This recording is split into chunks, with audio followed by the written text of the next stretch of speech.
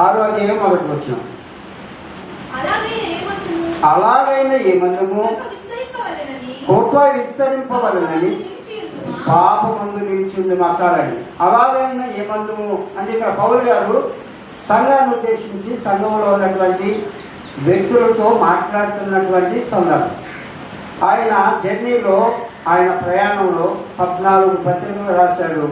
ఆయన సువార్త చేస్తూ మరి ఆయన ఏ ప్రాంతానికైతే వెళ్ళి సువార్త బోధించాడో ఆ ప్రాంతంలో కొంతమందిని రక్షణలోకి నడిపించి పాపానికి దూరంగా వారిని చేసి ప్రభువుకి పరిచయం చేసి దేవుని పిల్లలుగా వారు ఉండేటట్లుగా వారికి అన్నీ కూడా నేర్పించి ఆయన ఏం చేశాడంటే అక్కడ మరి కొంతమంది ఆ సంఘంలో ఉన్నటువంటి వ్యక్తులు ఆశ కలిగిన వారు, ఆసక్తి కలిగి దేవుని పని చేయాలనుకున్నటువంటి వారిని ప్రత్యేకించి వాళ్ళని దేవుని పని చేయడానికి ప్రేరేపించినటువంటి వ్యక్తిగా పౌలు గారి జీవితంలో కనబడుతుంది.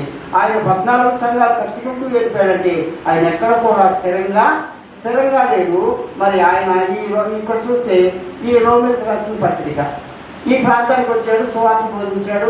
అక్కడ కొంతమందిని ప్రేమించి వారిని దేవుని పని చేయడానికి నిలబెట్టి వారిని ఏం చేసింది సిద్ధపరిచి అక్కడ నుండి మరో చోటకి వెళ్ళిపోయాడు. ఇక్కడ మాట్లాడుతున్నటువంటి మాట ఏంటంటే మీ ప్రాంతానికి నేను వచ్చాను, మీతో కలుస్తున్నాను. అయితే దేవుడు మనల్ని ప్రేమించి ఇచ్చినటువంటి విధానం ఏంటి అనేటువంటి కోణంలో ఆయన ఏం చేశాడంటే అక్కడ అలాగ అనరాదు, కృప విస్తరించడం వల్ల పాపమందు నిలిచి ఉండువా అనేటువంటి ప్రశ్న మనకు అక్కడ కనపడుతుంది.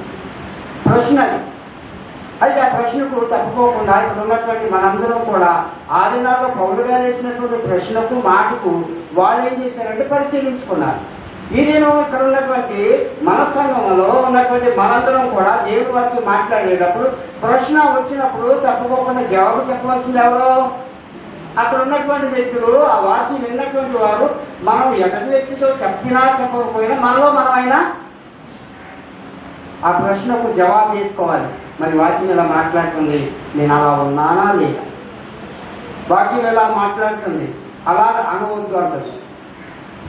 కృప అనేటువంటిది విస్తరించడం అనేటువంటి దానికి